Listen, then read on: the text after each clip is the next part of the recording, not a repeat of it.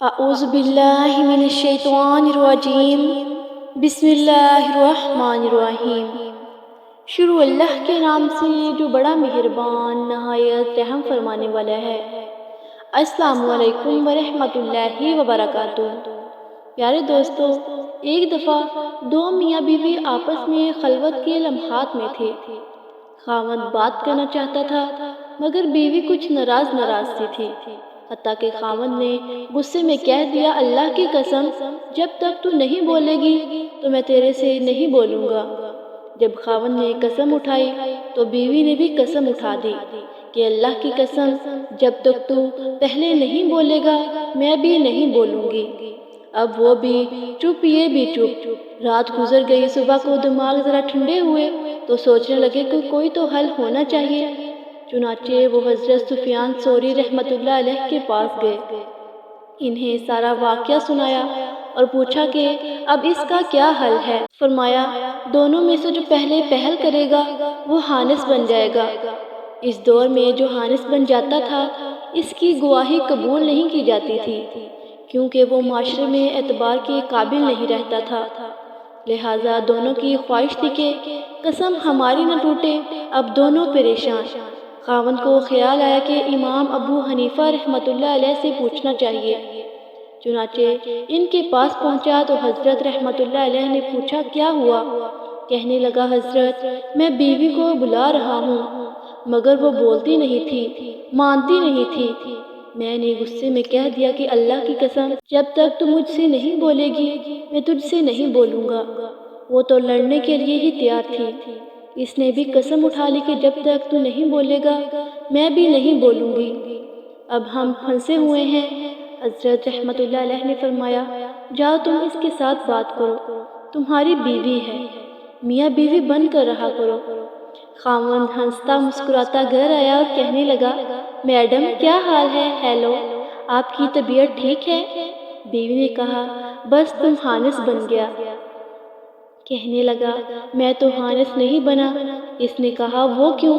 کہنے لگا، میں امام ابو حنیفہ رحمۃ اللہ علیہ سے پوچھ کر آیا ہوں۔ اس دور میں علمی ذوق بہت زیادہ تھا۔ بیوی کہنے لگی، اچھا میں ابھی جا کر مسئلہ پوچھتی ہوں۔ میاں بیوی پہلے حضرت سفیان ثوری رحمۃ اللہ علیہ کے پاس پہنچے، ان کو جا کر بتایا۔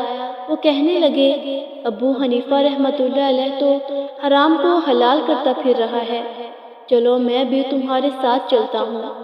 انہوں نے کیسے یہ مسئلہ بتا دیا۔ جب یہ سب امام ابو حنیفہ رحمۃ اللہ علیہ کے پاس پہنچے تو سفیان ثوری رحمۃ اللہ علیہ نے کہا، ابو حنیفہ تم نے حرام کو حلال کیسے کر دیا؟ ابو حنیفہ رحمۃ اللہ علیہ مسکرا کر کہنے لگے، حضرت میں نے تو حرام کو حلال نہیں کہا، حلال کو حلال کہا ہے۔ آپ ان سے سنیں وہ کیا کہہ رہے ہیں۔ حضرت سفیان ثوری نے ان سے پوچھا کہ کیا کہہ رہے ہیں۔ امام ابو حنیفہ رحمۃ اللہ علیہ نے کہا، حضرت پہلے خاوند نے کہا کہ جب تک تو نہیں بولے گی میں تجھ سے نہیں بولوں گا۔ اس کے جواب میں بیوی نے قسم اٹھا دی۔ آپ دیکھیں تو صحیح وہ کس سے بات کرتے ہوئے قسم اٹھا رہی ہے؟ خاوند ہی سے تو بات کر رہی ہے، لہٰذا خاوند کی قسم پوری ہو گئی، اب بیوی کی قسم باقی تھی۔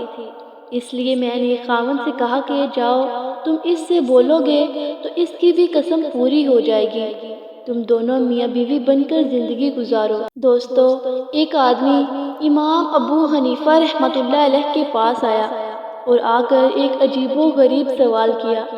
کئی آدمی الٹے سیدھے سوال کرنے والے بھی ہوتے ہیں، اعتراض کرنے والے تو ہر جگہ ہی ہوتے ہیں۔ اگر اہل علم حضرات اعتراض کریں تو کوئی حرج نہیں ہوتا۔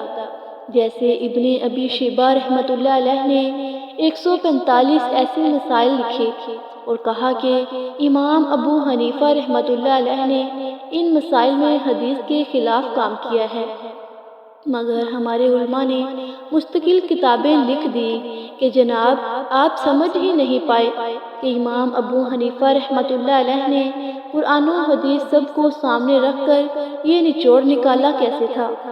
قصور آپ کی عقل کا ہے جو یہ سمجھنے سے قاصر ہے۔ بہرحال ایک آدمی آ کر کہنے لگا، آپ اس شخص کے بارے میں کیا کہتے ہیں؟ جو بن دیکھے گواہی دیتا ہے، جو یہودی نصارہ کے قول کی تصدیق کرتا ہے، جو اللہ کی رحمت سے دور بھاگتا ہے، جو مردار کھا لیتا ہے، جس کی طرف اللہ نے بلایا ہو اس کی پرواہ نہ کرتا ہو، جس سے اللہ نے ڈرایا ہو اس کا خوف نہ رکھتا ہو، فتنے کو محبوب رکھتا ہو۔ دوستو، امام ابو حنیفہ رحمۃ اللہ علیہ نے فرمایا وہ شخص مومن ہے۔ سوال پوچھنے والا بڑا حیران ہوا، کہنے لگا جی وہ کیسے؟ فرمایا دیکھو، تم نے پہلی بات کہی کہ بن دیکھے گواہی دیتا ہوں، تو مومن اپنے پروردگار کے بن دیکھے گواہی دیتا ہے۔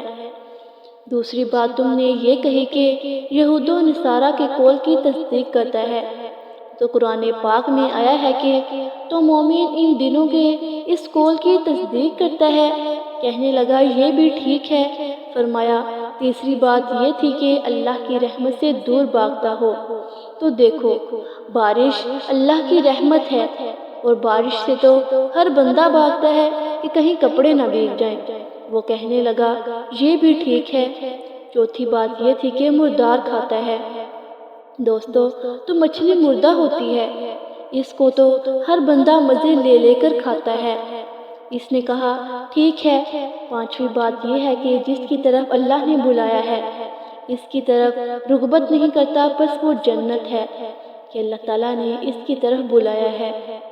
دوستو، مگر اس کو مشاہدہ حق اتنا مطلوب ہے، اللہ کی رضا اتنی مطلوب ہے کہ محبوب حقیقی کی طرف سے نظر ہٹا کر وہ جنت کی طرف نظر ڈالنا کبھی پسند نہیں کرتا۔